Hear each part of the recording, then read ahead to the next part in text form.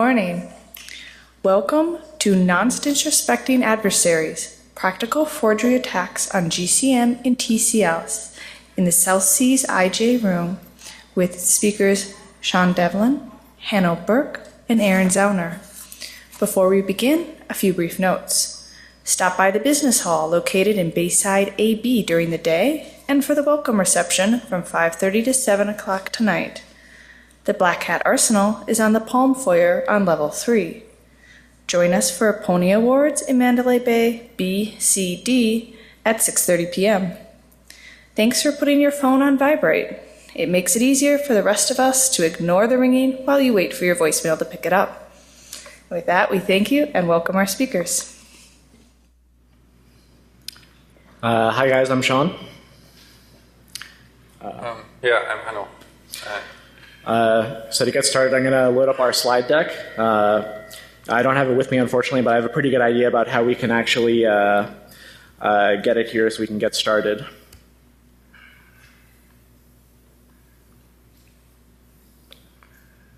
I got to say, there's about a 20% chance this will work. So, oh, okay, it worked. Okay, yeah. Great. So what actually happened there is we targeted a vulnerable domain and actually injected our entire slide deck into it. And we're just going to run the talk this way. So.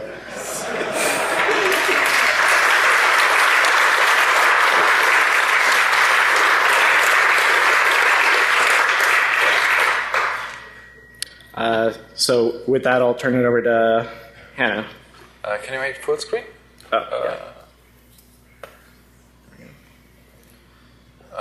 Yeah. Okay, so we want to talk about TLS encryption and especially the symmetric part of TLS encryption. So very roughly how the TLS protocol works is that first we have some kind of key exchange, and then we get a shared key between the client and the server, and then we use some symmetric encryption and authentication, and this second part is the one we want to look at today. There were historically three ways to do this symmetric encryption. One is using the CBC mode in combination with HMAC, one is RC4, and one is GCM. And there's a new one, CHA-20 and Poly 1305, but this has only been standardized a couple of weeks ago, so that's not widely available yet.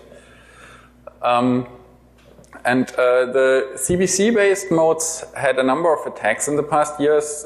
There was already in 2002 the first version of a padding oracle, and then many more attacks that were similar. This is going on until this year. We had new attacks on these modes. And there were basically two design problems in these CBC modes. One is that they are using a so-called implicit initialization vector, which has been changed in TLS 1.1, but for a long time most people didn't use TLS 1.1. Then in the very old SSL version 3, the content of the padding was undefined, which enabled the poodle attack. And all TLS versions use something that's called MAC then encrypt, or more precisely MAC then pad and encrypt. And this allowed attacks because if an attacker can detect whether the padding is wrong or whether the MAC is wrong, that allows him to decrypt parts of the content. And there's an extension to change that to encrypt then MAC, but that's not really used in the wild. I like to show this this quote from the TLS 1.2 standard because it already kind of predicts the attacks that later happened. So it says this leaves a small timing side channel, but it is not believed to be large enough to be exploitable. And it turned out it was exploitable. That was the Lucky 13 attack, which really was a kind of a big mess. So there was last year an attack where the Amazon had their own TLS implementation and they tried to fix this, and it turned out the fix didn't really work. And there are a number of implementations who just say, we won't fix this because the fix is so bothersome, we'll just ignore it and try to move to the newer cipher modes. And OpenSSL, which was one of our co-authors who found this, Juraj Somorovsky, that with the fix for Lucky 13, OpenSSL introduced another padding oracle. So these whole CBC modes, while you can implement them in a secure way, it's very difficult, and therefore we kind of want to get rid of them. And then there's one alternative, RC4, where like after Lucky 13, a lot of people switched to RC4, but this has weaknesses as well. So RC4 is a stream cipher, and the problem there is that it has certain biases, that for certain parts of the key stream, it's more likely that it's a 1 than a 0. And this can be attacked. It has been known for a long time, but in 2013 there was the first practical attack on RC4 in TLS, and since then there have been many improvements of these attacks. So RC4 also isn't a good alternative, and there's also now an RFC saying that you should just never use RC4 anymore. So this leaves us with GCM. GCM stands for Galois counter mode and is usually used with AES. It is theoretically possible to use it with other ciphers, but basically nobody does that. And it's only available in TLS 1.2, which turned out to be like, when these attacks were found, a lot of software didn't support TLS 1.2 yet. But it's generally, I think, a consensus today in the cryptographic community that this is the only mode that's really safe. And here's a quote from Adam Langley from Google, where he clearly states that like all the other modes are kind of cryptographically broken. So yeah, we thought we should have a closer look at GCM, because if that's, everyone's moving to GCM, so how secure is that? So GCM is an authenticated encryption mode, which the basic idea behind that is that there were a lot of vulnerabilities when people tried to combine encryption and authentication. So the idea is to have one mode that does just both things combined, standardized, and that's called an authenticated encryption mode, or more precisely, authenticated encryption with additional data.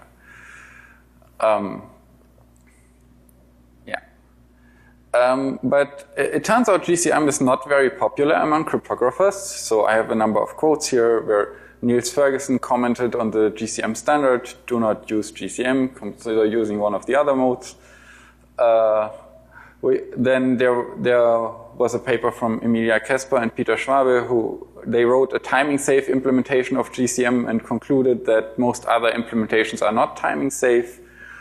Adam Langley says that yeah, it so easily leads to timing side channels. He doesn't want to use it. Yeah, bottom line is everybody uses GCM, but it seems nobody really likes it. Yeah. So, and I wondered why that's the case, and then I found this quote also from Adam Langley, where he specifically commented on GCM in TLS, where he says that there's a potential problem with the so-called nonce value. So he said there's an 8-byte value that basically the implementation has to change and to choose, and the only safe way to do that is to use a counter. And there may be implementations that choose this at random or do something else that may not be secure. And Adam Langley scanned the Alexa top 200,000 and didn't find any implementations doing that. So what we did then is we scanned the whole internet for this.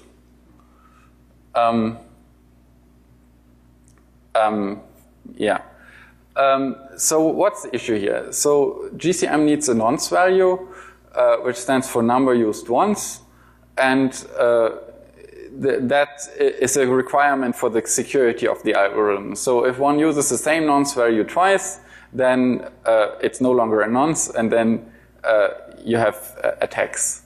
And the nonce value in TLS is 8 bytes large, and as said earlier, it's safe to use a counter. So you could just say we use a 0, and for the next encryption we use a 1 and a 2, and so on. If you use a random value, then it's not so clear whether that's secure. So, of course, if it's random, it can randomly generate the same value again. If you try to calculate how likely that is, then you need several gigabytes of data or even terabytes of data till this becomes an issue. But even though it's not ideal, like you don't want this risk even for connections using several gigabytes. So we ended up saying, okay, if the nonce value gets just repeated, that's clearly a security vulnerability. If the nonce value is chosen at random, we say, okay, that's still kind of a low-risk security vulnerability. And this is what the TLS specification says about this nonce value. So it tells the implementer of the TLS library each value of the nonce must be distinct for each invocation of the encryption. But it doesn't really tell how to do that. So what I just told you, that just use a counter and that's secure, that's not written down in the spec. And it's not written down that a random value may be risky. It says, however, that you may use the sequence number from the TLS record, which is a reasonable recommendation, and it's kind of unclear why they didn't say this is simply a must, because then these issues wouldn't happen. And then you could just skip sending the nonce because the TLS record number, the implementation already knows. So we scanned the internet for this issue. We wrote a little patch to OpenSSL that it would print the nonce value of a connection, and we found a bit less than 200 hosts that had a repeating nonce just by doing 10 connections, and we found around 70,000 hosts with a random nonce. And yeah, then the next job was trying to track down which devices are responsible for this. So we had a bunch of information that we could look at. We had the certificate information, we had the website, and we could look at the HTTP server header. A problem with that is that quite often you see a server header, but it's not really the device you're talking to, because there may be a server and there's a load balancer in front of it, and the load balancer is doing the TLS termination, and you have no way of knowing which kind of device that is. And trying to contact people saying, hey, your website has a security issue, that by experience hardly works. So people just don't answer emails if you tell them about security issues. So what we ended up doing is trying to find like vulnerable hosts where we kind of knew someone who may know someone at this company, and thereby we were able to track down a few of them. So then for the random looking values, a lot of them seem to come from Checkpoint based on their server header, but it turns out these values were not really random. So Checkpoint then told us that they are using a linear feedback shift register, which also goes through the whole space of the 64-bit nonce, so it's equally secure as a counter. But this was a bit surprising, and it was also, then we had to adapt our scanning tools that they would they would filter out these LFSR values. Then for the duplicate nonces that are the severe security vulnerability, we were able to identify two vendors. One were devices from Radware, which use a chip from Cavium. And they have received an update now. And there are several pages from Visa Europe.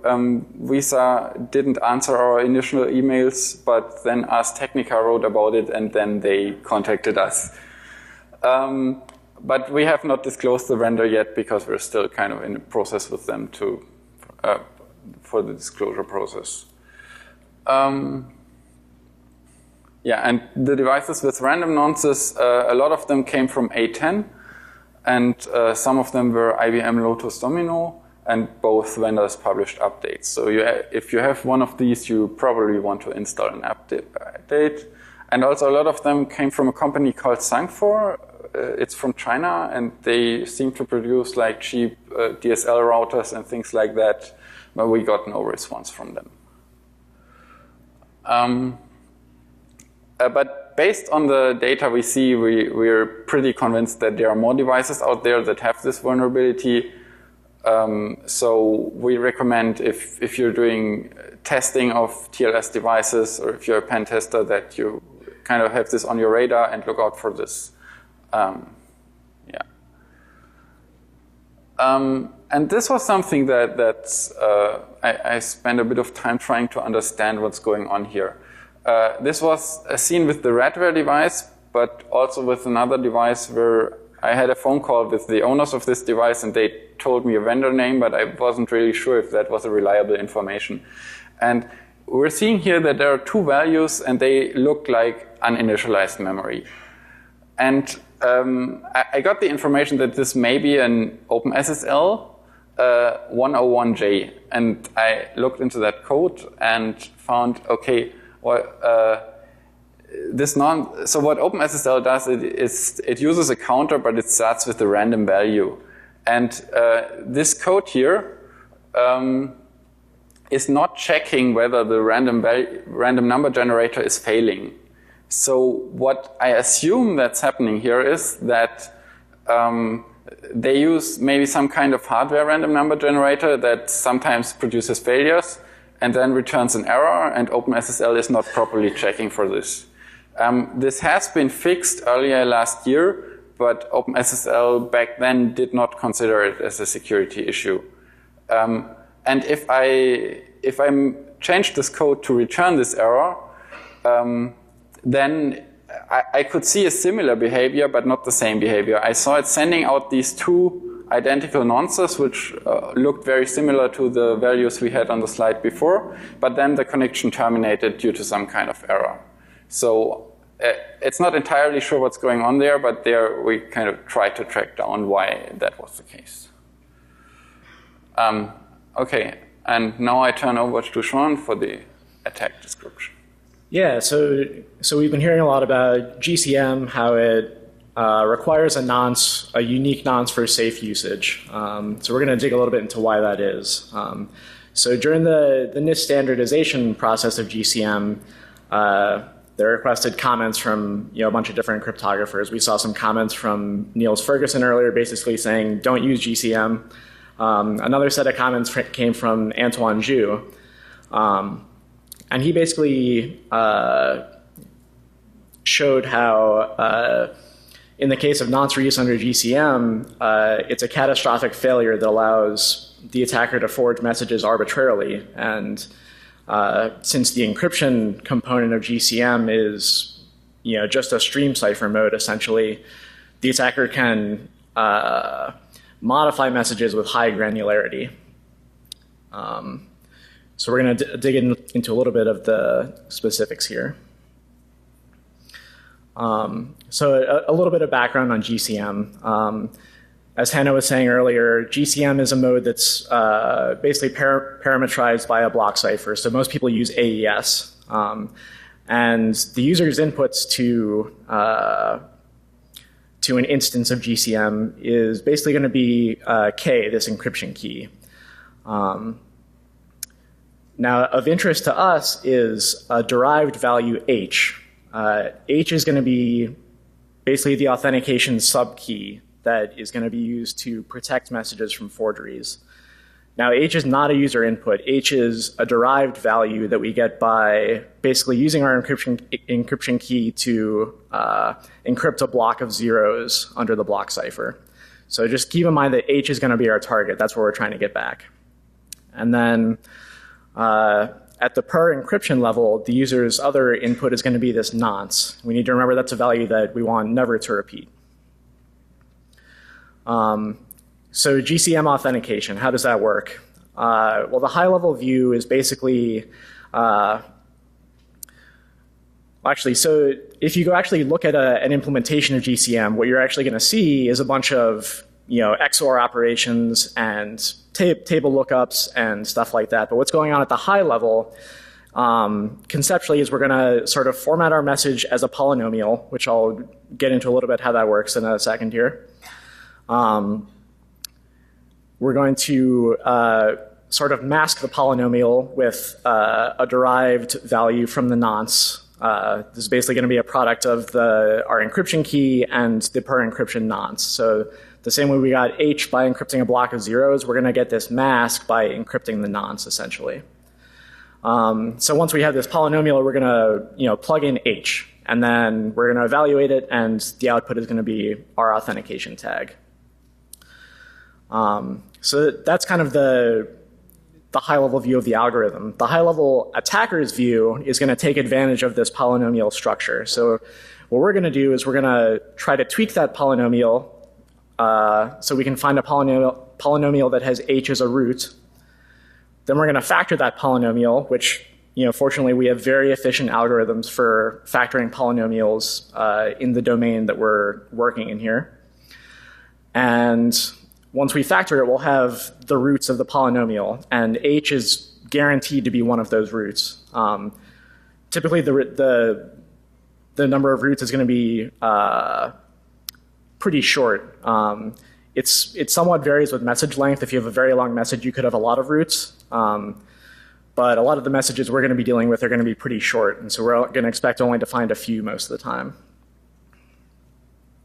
Okay, so let's get a little bit lower level here. So for concreteness, let's just consider a message that has no additional authenticated data. Recall that GCM is an AEAD mode, so you can authenticate additional data past the plain text or the ciphertext rather. So we'll consider a message that has no authenticated data and one block of ciphertext. So if we were to format that as a polynomial, as I was saying earlier, so basically our one block of ciphertext, that's going to be c sub 1 there. That's going to be the coefficient of x squared. Next to that, we have this coefficient L, and that's going to be basically just another 128-bit block that encodes the message length. So that's going to encode both the length of the ciphertext and the length of the authenticated data. And then the constant coefficient we're going to get just by that nonce-derived value that we're going to use to mask the polynomial. So recall that that's just going to be the encryption of the nonce. I got that highlighted in red there to emphasize the fact that this is a secret value, so that the attacker doesn't know what the mask is. That's going to be important in a little bit here. And so once we have this polynomial, we just plug in h. And so we have f of h equals t, and that's going to be our authentication tag. So the receiver is going to repeat the same process, compare what he gets with the tag the sender gives him, and if they match, then it's going to be an authentic message. Okay, so the attacker is going to use some algebra to kind of fiddle with this polynomial and get to a place that's a little bit more advantageous. So the attacker, can see messages on the wire. So most of the values we're going to be working with here are public. The ciphertext is public. The length of the message is going to be public, obviously. And the authentication tag is going to be public, so the attacker can pull these things off the wire. The mask is still going to be secret, but everything else we have. So we're going to take our polynomial f, and we're going to tweak it a little bit by subtracting the authentication tag. Now what that's going to give us, recall that we had f of h equals t. So our new polynomial f prime of h, since we've subtracted t, is going to be 0. So what that means is that h is going to be a root of f prime. And recall that we have efficient algorithms for finding the roots of a polynomial. Now the problem here is that the attacker doesn't know f prime. Conceptually, we know that they're, what it looks like, but we don't actually know what this mask value is. So this is where nonce reuse is going to come in. So suppose we have two different messages encrypted under the same nonce here. So I've got those listed as f sub 1 prime and f sub 2 prime. So we're going to stick with our example of one block messages. So we have one block of ciphertext there, and then the length values, and then two different authentication tags. But the key thing to recognize here is that the per encryption mask that we generate with the key and the nonce is going to be the same in both polynomials.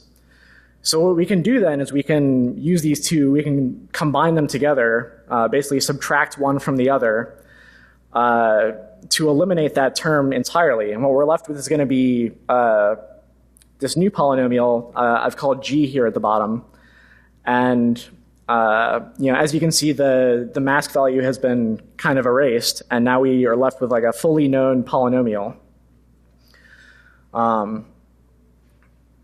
And since both of the polynomials we started with had h as a root, our new polynomial g also has h as a root.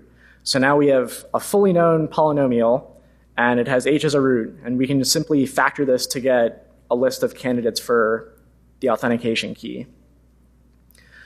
So the question is, how to apply this in the TLS setting? So we basically went with the model of going after content injection basically against the client side. So that's what we saw at the beginning of this talk when we basically man-in-the-middle it ourselves to inject this slide deck into a vulnerable domain. So basically the outline for our attack is, first of all, the user is going to visit some attacker-controlled content.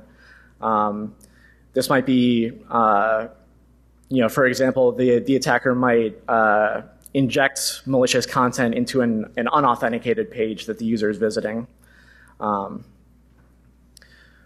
once the user is at that attacker-controlled content, the attacker is basically going to use JavaScript, and they're going to initiate a TLS connection with the vulnerable server and basically start polling it and monitoring the traffic that comes back. So the attacker is going to be basically watching all the encrypted TLS records that come back. They're going to collect the responses, and they're going to basically build a dictionary by nonce. So recall, as Hannah was saying, in TLS, we kind of have this 8-byte nonce that is, again, a public value and transmitted over the wire. And so the attacker is basically just going to collect these along with the messages that they go with. And what they're going to be doing is looking for a collision in nonces. And so when the server repeats a nonce, the attacker is basically just going to execute Jou's attack that we just discussed, and that's going to give them a short list of candidates for the authentication key. Now, in this step, it's important to note that, as I was saying earlier, you might get more than one candidate back. In some of the vulnerable hosts that we saw, this turned out not to be a big problem because they went to repeating the same nonce over and over again. So what we could do is just wait for the next message, repeat the attack again, and eventually we're going to whittle down our list of candidates to just one. At that point, when we have the authentication key, the attacker is going to use his controlled content to redirect the user to a known resource. So that might just be a static web page, or even something like CSS or JavaScript that's served from the target domain. And what the attacker is going to do when he sees the response for that coming back is he's going to tamper with the message and replace it with one of his choosing. So recall that GCM uses stream cipher for the encryption component, basically. So this allows him to tamper with very high precision, basically on a byte-by-byte basis. So as long as the attacker knows what the message is, he can replace it with any message that he wants, essentially. So this is kind of showing I'm not sure if that's too, let me zoom in a bit here. So this is basically the known resource we requested from this vulnerable domain. So actually this domain that we targeted basically just redirects everything to a different domain. It's kind of not really in use anymore, it seems like. So basically the response that we get back is going to be a 301 move permanently. And it has a known piece of HTML. So in theory, we could replace that entire message, but there are some parts that are kind of variable. So there's the date and the expires timestamp.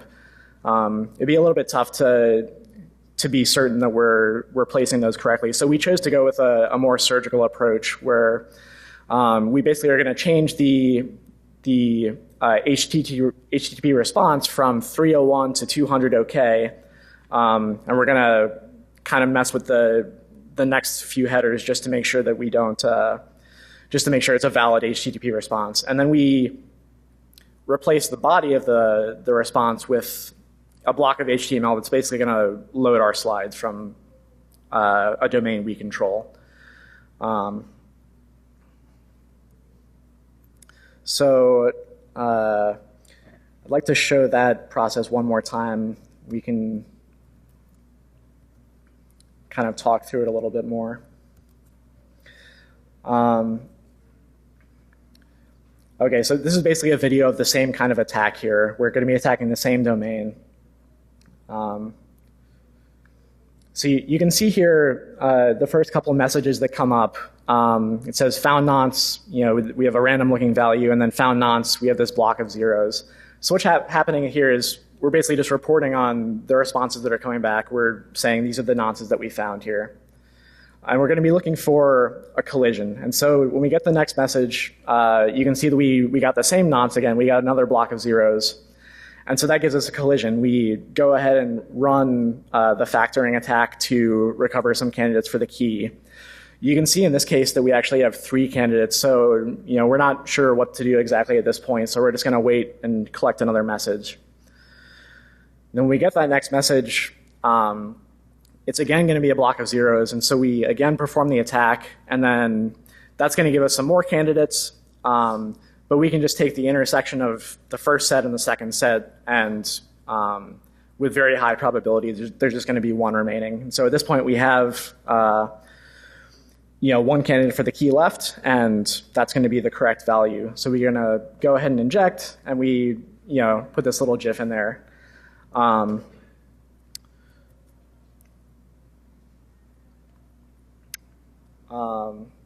Yeah, so that's basically our attack on TLS. Looking forward to the future, there are a couple sort of bigger trends that are going to be mitigations against this kind of problem.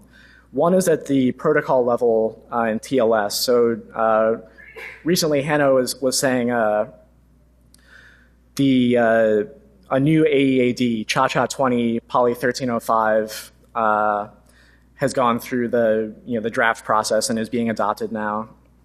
So CHA-CHA Poly, instead of this explicit nonce construction, uses the same thing that TLS 1.3 is going to be using in the future, which is instead of transmitting the nonce over the wire, it's kind of baked in to use the sequence number of each record. So any implementation that doesn't conform to that will simply be inoperable. So it'll fail to work, and it'll have to be fixed. And it won't leave room for this kind of implementation error. The second kind of trend is more at the algorithm level. And here we see there have been some moves to define some modes that are resilient against this kind of error in the first place. So you have constructions that generate synthetic initialization vectors or nonces, based on the message itself. And so you can't really get into a situation where repeating the same nonce leads to this kind of problem. The drawback to that kind of scheme is that it requires you to pre-process the entire message before you can proceed. So GCM is, in contrast to that, is what cryptographers would call an online mode, where you can process the message as it comes to you without necessarily knowing how long it is, and kind of stream the ciphertext out to the user. Then do you want to wrap things up? Okay, yeah, so some conclusions from that. So TLS 1.2, I think it's really an example for a specification that you don't want to have, because it's telling an implementer that, okay, you need a nonce here, but it doesn't give any good guidance on how to do that. And I think we need more robust specs here, where, okay, in many cases we can just avoid these situations by, as Sean just said, in TLS 1.3, the nonce will be an implicit value, so you cannot do that wrong, or else your implementation will just not work. But even if you have a situation like this, then you should at least give very explicit guidance on how to do this. And in this situation, the guidance would just have been, okay, always use a counter, you must use a counter, and everything else is invalid. And kind of the bigger picture here is that I have this saying that whatever you can get wrong in TLS, someone will get wrong. So we have seen implementations, that don't check for the padding, which enable the poodle attack even in versions that were not really vulnerable to it. We have seen implementations that just fail to check the MAC. And we have seen also things like implementations that would check the padding, but only some bytes of it and not all bytes of it.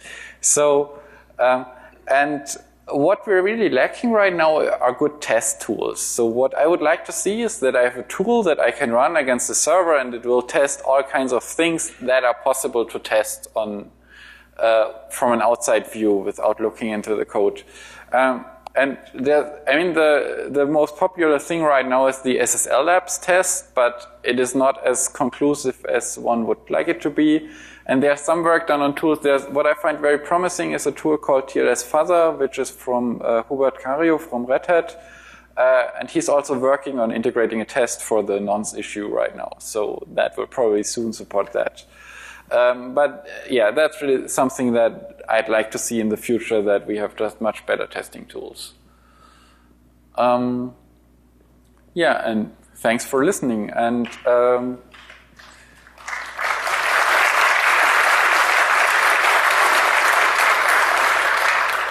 we have a GitHub repo where we have published the proof of concept code and also have links to our research paper and all kinds of stuff that's related to this. Also to the advisories from the vendors when there's an update, and we will update this if we learn about more vendors. And then also we now have an online test for this issue, which is a bit rough. I hacked it together yesterday, so if it doesn't work reliably, then please forgive that, and I will try to make it better.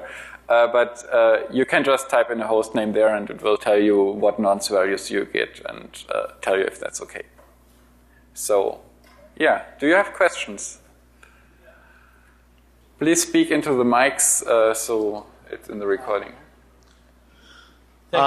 Thank you. Very impressive work. One quick question. The key that you try to recover, is that the session key? So it's actually the sequence number of the TLS record. So TLS itself has a notion of, it's basically like a, each record you ship out has a unique sequence number with it. And it's actually already part of the authenticated data in each message. So it's something that both sides of the connection are already keeping track of. So it makes sense to use it as similar to a TCP sequence, but within the TLS session itself. Yeah. So TLS has a kind of sequence number for the TLS records. But they are not using exactly the record number, but putting some mask on it, but it's a value derived from the sequence number. Got it. So there's no need for an explicit nonce to be sent. Yeah, exactly. And they could have done that. I mean, the TLS 1.2 spec says that you can do that. And if they would have just said you must do that, then this wouldn't have happened. Understood. Great. Thank you. Have you looked into to see if any IPsec vendors are doing the GCM correctly? Is your tool, and second, is your tool TLS specific, but could that be ported over to IPsec fairly easily? So the scan tool or the attack? So the scan tool is TLS specific. Yeah. The attack proof of concept is kind of split up into a part that's TLS specific and one that's attacking the lower level, so that could be adapted. Okay. But we have not looked at IPsec specifically. Thanks very much. That was excellent. So you had mentioned that in TLS 1.3 there's a design level mitigation for the nonce misuse problem there. Yeah. My question is, if you were designing a new protocol to use GCM or some other AEAD, and you solve just this one problem with GCM, you make sure you don't have this one nonce reuse problem, is that all there is wrong with GCM, or are there other things you have to watch out for in GCM? Yeah, so there's actually a lot of problems with GCM.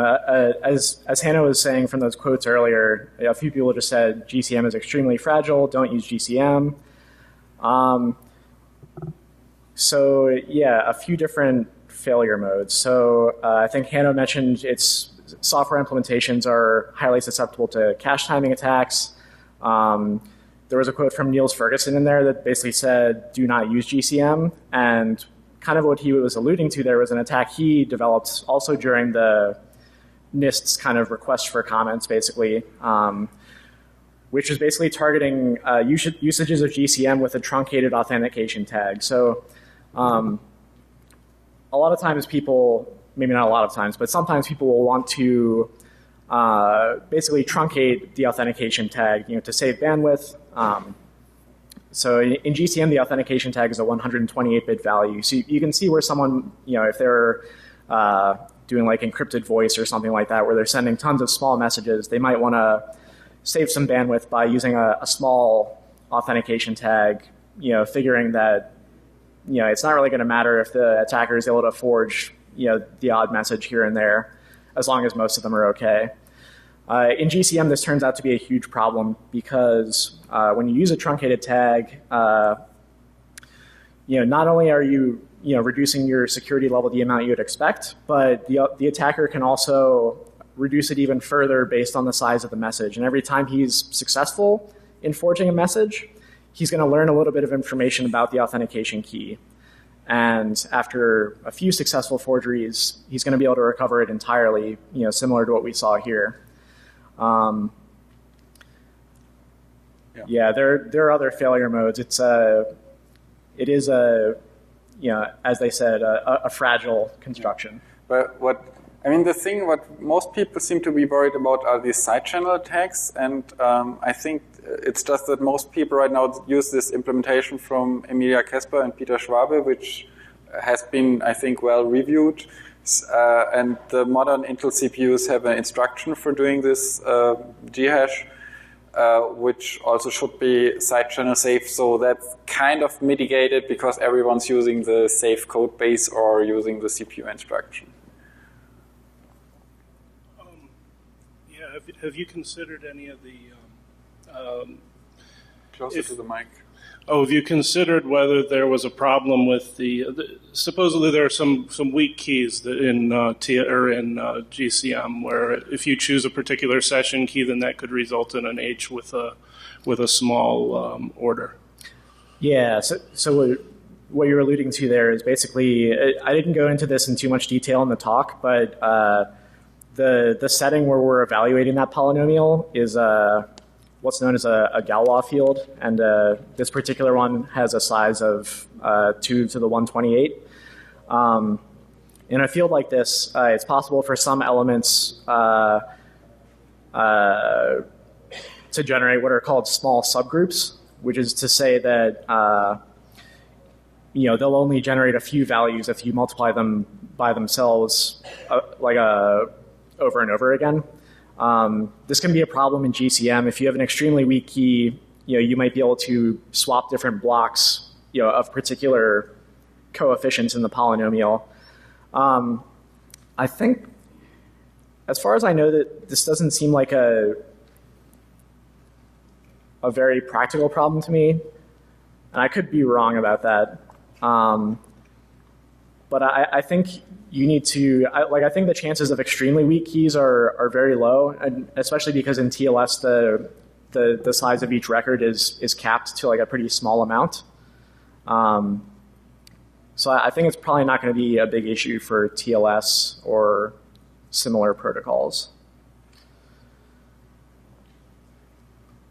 So the key that you derived that can be used to authenticate arbitrary ciphertext, how do you replace that with your own? Because you don't know the session key with which that ciphertext was encrypted. So that was the XORing.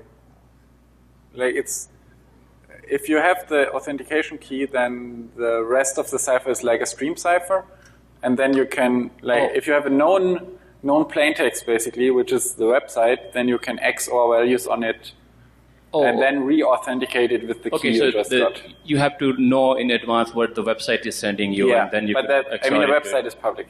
Oh yeah, the HTTP headers, they are common. So it's also worth noting you could go the other way. Our goal was to inject content by replacing a known plaintext.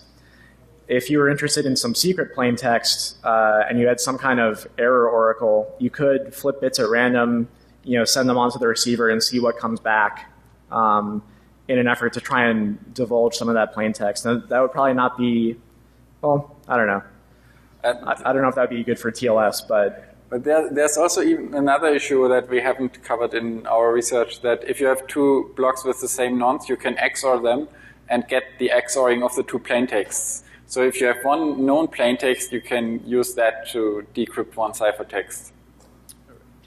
That's a basic issue of all stream ciphers, that if you use the same key twice, then the XORing of the ciphertext is the XORing of the plaintext.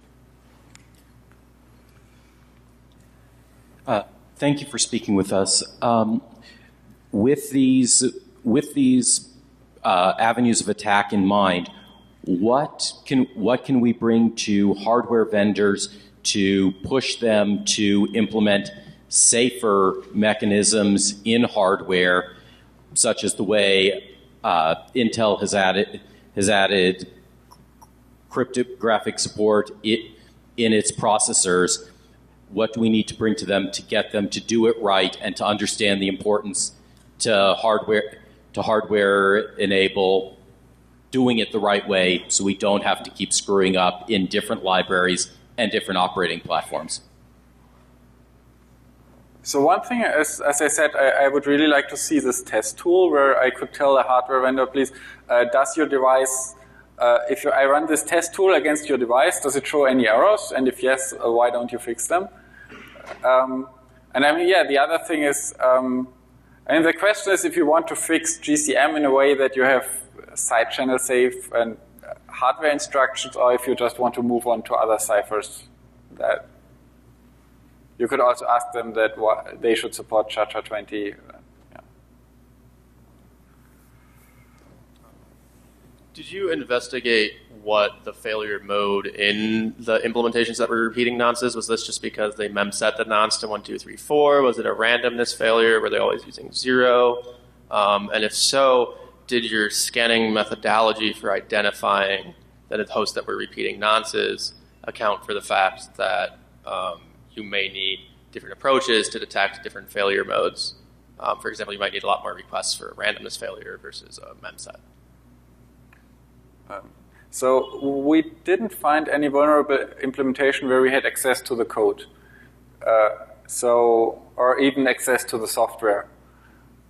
So we could not look deeper into this. I mean, I said with this OpenSSL thing where I have kind of the assumption that this might be the cause. But for the attack, it doesn't make a big difference because you're just looking for a duplicate nonce, and that's like always the same approach. But the ones, like the example we were attacking here, that was just sending a random value and then just always a 0. So, yeah. But I don't know what the flaw in the code here is because I don't have access to the software.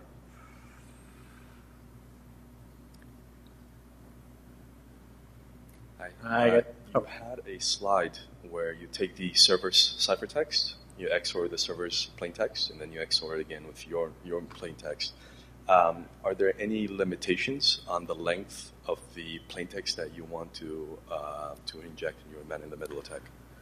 Yeah, that's a great question, actually. So I said earlier that basically we can replace a known resource with an arbitrary message of our choosing, but that's not quite true because we're in some sense limited to the length of the message we're replacing because we need to get we basically use our knowledge of that plaintext to recover the key stream and make our new ciphertext.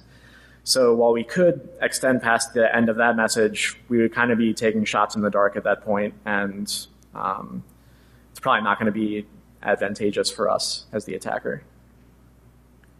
So that's actually why we went the route we did, which was basically just injecting a small amount of HTML that loaded more from elsewhere. But in the web setting, that's not really an issue because as soon as you can inject your own JavaScript code, you have one. You can do whatever you want. Yeah. Okay. Then. Okay, I guess if there are no more questions, thanks for coming out.